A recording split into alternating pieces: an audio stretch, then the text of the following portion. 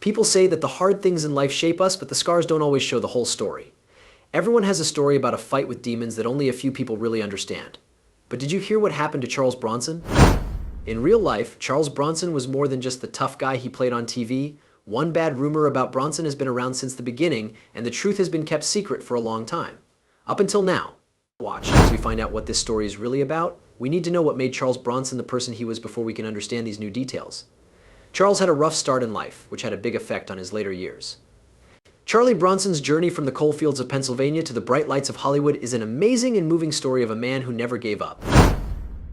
Smith was born on November 3, 1921. They were born in Ehrenfeld, Pennsylvania, in the coal mine country. They were the 15th child of Edward and Marie Bronson. The family was Lithuanian and Roman Catholic. Living in a shed with cold water next to the coal car tracks was not a dream come true for the Bukinski family. With 7 kids taking turns sleeping in a small room, their life was very hard. Bronson's dad, Walter Bukinski, was a Lipkatatar from southern Lithuania, and his mom, Mary Walensky, was also from Lithuania but was born in the coal area of Pennsylvania. Bronson's early years were a mix of Lithuanian and Russian culture and language because his family didn't speak English very often. So bad was his accent that other men thought he was from another country during the Second World War. In 1933, bad luck struck the family when Bronson's father died of cancer. Charles had to quit school and work in the coal mines to help support his family. As hard on Bronson as it was on the miners, who were paid $1 per ton of coal and had to deal with new risks every day, like cave-ins and other mining deaths. He became tougher and more resilient as a result. As expected, the Great Depression made things worse, and families lost a lot of money.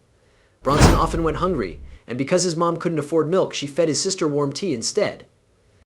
For some reason, Bronson kept going even though he was having trouble. He was the first person in his family to finish high school. During the Second World War, he joined the U.S. Army Air Forces in 1943. Bronson bombed and strafed the Japanese mainland while he was on a Boeing B-29 Superfortress as a top shooter, and flew 25 missions against Japan. For this, 14 years after he was reported lost in action, he was given the Purple Heart. As a young man, Bronson learned the hard way that standing up for what he believed in could cost him. This is the story of a man who would go on to become a Hollywood monster of cool. But underneath his big body was a man who had been poor, suffered, and had to fight for every meal. Something very different from what people think of as the glamorous life of celebrities. After the war, Charles didn't look for a steady job. He even tried to work for someone. He looked at the paths of a New York carpenter, a quick service cook, and a person who picked small onions. After that, he moved to Atlantic City and started a business renting out beach chairs and umbrellas near the boardwalk. That's where he met some players from Philadelphia who were amazed by how well he painted the backgrounds for their plays. In any case, they hired him as an actor and let him be an actor. Charles learned that he liked acting more than drawing. His first acting class was at the Pasadena Playhouse in 1949. After he came to California, he married Harriet Tendler, an 18-year-old actress-to-be, when he was 27. Soon he got small parts in films as tough guys, builders, and scrappy fights. Charles, on the other hand, wasn't your standard leading man like Cary Grant. He laughed and said that his voice was so strange that it made him sound more like a quarryman than a starring man. In his early years in Hollywood, Charles didn't get much attention. He often went by the name Charles Binsky, though after appearing in the 1954 movie he changed his name to Charles Bronson. Part of the reason for the name change was the fear of communism caused by Senator Joseph McCarthy at the time. Charles also thought it would be smart to get rid of his last name, which sounded Russian. Charles Bronson became well known, but he didn't always play in expensive films. A cheap movie he made in 1958 called Machine Gun Kelly was one of his first films. It was shot in just 8 days. The well-known French actor Alain Delon saw this movie and asked Charles to come to France to be in another movie with him called Dieu-Lami. Along with making Bronson even more famous, the movie was a huge hit in Europe. A memorable part for Charles Bronson was as Flight Lieutenant Danny Tunnel King Valinsky in The Great Escape 1963. Valinsky was an expert at digging tunnels to get out of prisoner of war camps. This part was very similar to Bronson's real life because, like Danny, he had trouble with fear. He was afraid of small spaces because he worked in coal mines as a child and in the military during World War II. This made the part even more personal and important to him. What do you think made Charles Bronson's performance as the strange tunnel king in The Great Escape so memorable? Because Charles Bronson is afraid of being closed in, it's not surprising that shooting the tunnel scenes for The Great Escape was hard for him. But I remember that he kept trying, which I knew was his way of showing how badly he wanted something. However, while the movie is being made, Bronson is having an affair with Jill Ireland, who is married to David McCallum. McCallum was once made fun of by Bronson, who said that he had married his wife, planning to marry Ireland. When he married Ireland, the statement came true. At the same time, Bronson was married to Harriet Tendler, but their marriage didn't work out. In 1965, they got a divorce.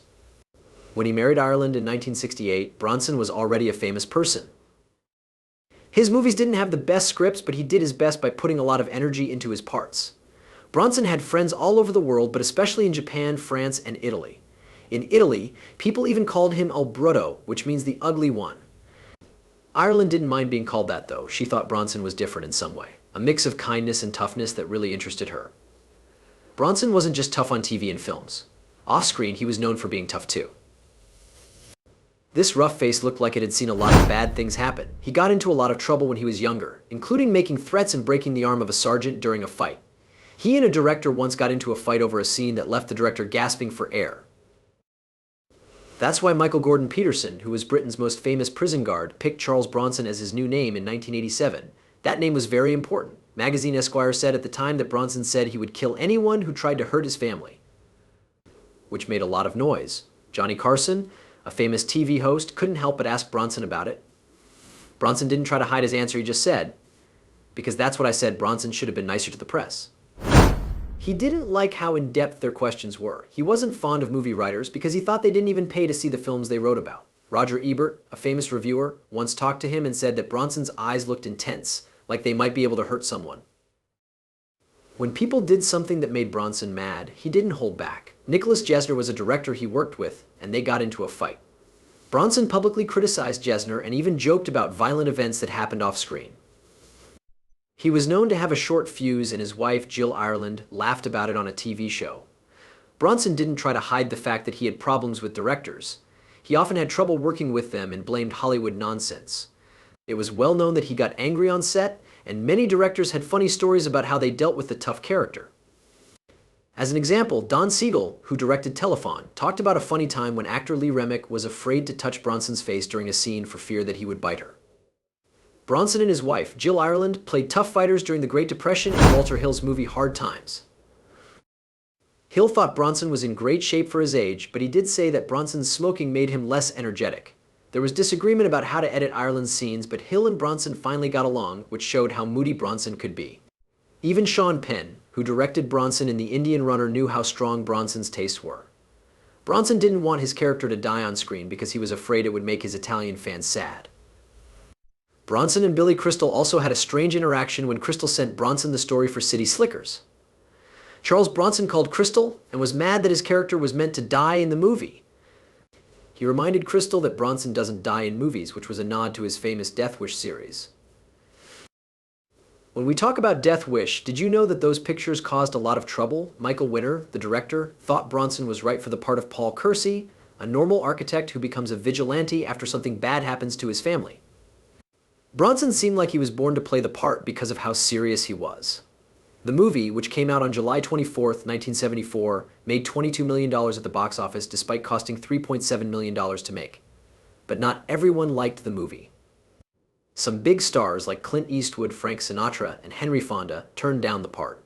Fonda said the story was gross, but Bronson was ready to do it. He was said to have said, "I'd like to do it." Winner asked Bronson if he liked the movie, and his answer was priceless. "That's not it, I want to shoot muggers." Bronson's agent, Paul Kohner, talked to him about how the film's themes hurt people. He said that the plan might make people think about taking the law into their own hands. Bronson backed up his point of view by saying that the movie was about how anger can hurt people and bringing up the saying an eye for an eye makes the whole world blind. The movie Death Wish was based on a novel by Brian Garfield that came out in 1972. Garfield wasn't completely happy with Bronson's pick. Garfield thought it was clear that Bronson would start shooting things up when he saw him in the part. At first, Garfield wanted Sidney Lumet to direct the movie and Jack Lemmon to play the lead role. Can you picture Jack Lemmon as a bad guy? But Michael Winner, the director, had other plans. He could have been nicer to Garfield's book. Death Wish director Michael Winner said some bad things about the book's author, Brian Garfield, which made Garfield angry. Winner only sold 3 books, Garfield said, and his mom must have bought those 3 books. He told Garfield straight out, "Come on, did you think you were writing a fairy tale? There is a guy in this story who kills people." Death Wish was very violent, but it was a big hit, and there were many more games like it. In addition to the first Death Wish movie, Charles Bronson played the part of Paul Kersey 5 times in the films that came after it. In 1974, 1982, 1985, 1987, and 1997, and 1994. But it's clear that Garfield didn't like sequels because they gave Bronson more chances to show off his acting skills. And according to Garfield, this wasn't a very good showing. Even after the Death Wish movies stopped, they caused a lot of trouble with other violent movies in movie theaters. One time, Bernhard Gutz was looking for 4 young black guys in a New York tube in 1984, and became known as the Tube Avenger very quickly in the news. When asked about what happened, Michael Winner told a story that made everyone cringe. "I don't agree with what Mr. Getz did, but hey, if he has to shoot someone on the tube, why not when we're opening?" Not the nicest thing to say. In 2015, things got even stranger when Donald Trump talked about having a death wish at one of his speeches. He said that he had a permit to carry a gun, and that he would shoot anyone who struck him.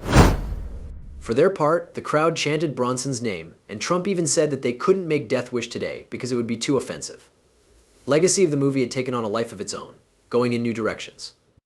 After all those Death Wish films, Bronson finally stopped playing the bad guy in 1994's Death Wish VI, The Face of Death.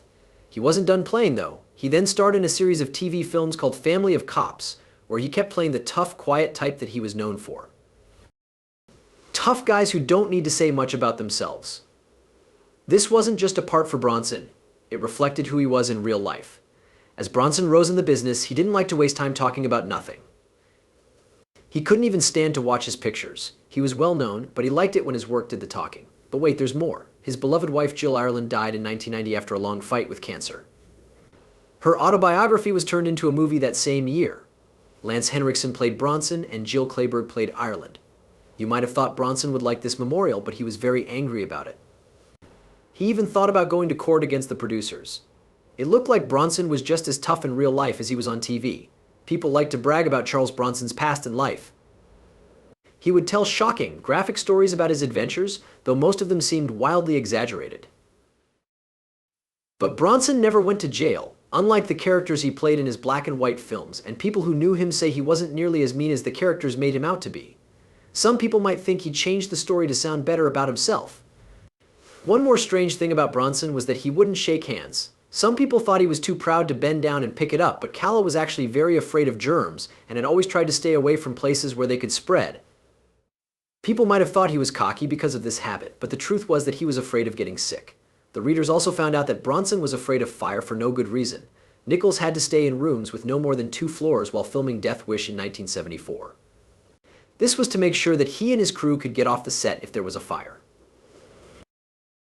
Even though Bronson looked tough and had a lot of strength, he was really a gentleman at heart. He liked painting and sculpting and would rather talk about his art than his acting job or interviews. By painting under his real name, Binsky, he kept his work separate from his fame. And his work sold well because it was good. Bronson and a young Kurt Russell are in a touching story. At the time, Russell was only 12 years old. He found out that Bronson's birthday and shocked him with a remote-controlled aeroplane. At first, Bronson didn't seem to care, but on Russell's birthday a few months later, Bronson gave him the best skateboard possible. Russell tried to use it on the studio lot, but a security guard stopped him. Bronson stood up for Russell, telling them both to skateboard around the lot. Many people didn't see this side of Bronson until he did this nice and friendly thing. Truly, Charles Bronson was a man with deep feelings who went through a lot of hard times, including the terrible death of his second wife, Jill Ireland. Even though he was sad, he found love again with Kim Michelle Weeks, a younger actor who was by his side until she died. In fact, Charles Bronson was a person who went through a lot of hard times, like the death of Jill Ireland, his second wife. Still, he moved his love to Kim Michelle Weeks, a younger actor who stayed with him until the end. Bronson was worried about his health because he was getting heart disease and had just had surgery to replace his hip, which is why he quit acting early. In the last few years of his life, Bronson died of pneumonia and Alzheimer's disease, and died on August 30th, 2003. He was 81 years old. He had a lot of kids, like Zuleika, Tony, Suzanne, and Katrina Holden Bronson. But it became clear to Katrina over time that she was their adopted child. Her job as a film director has helped her get ahead, though. Bronson got a lot of money, about $75 million today, thanks to his business sense. In addition to other things, he owned houses and farms.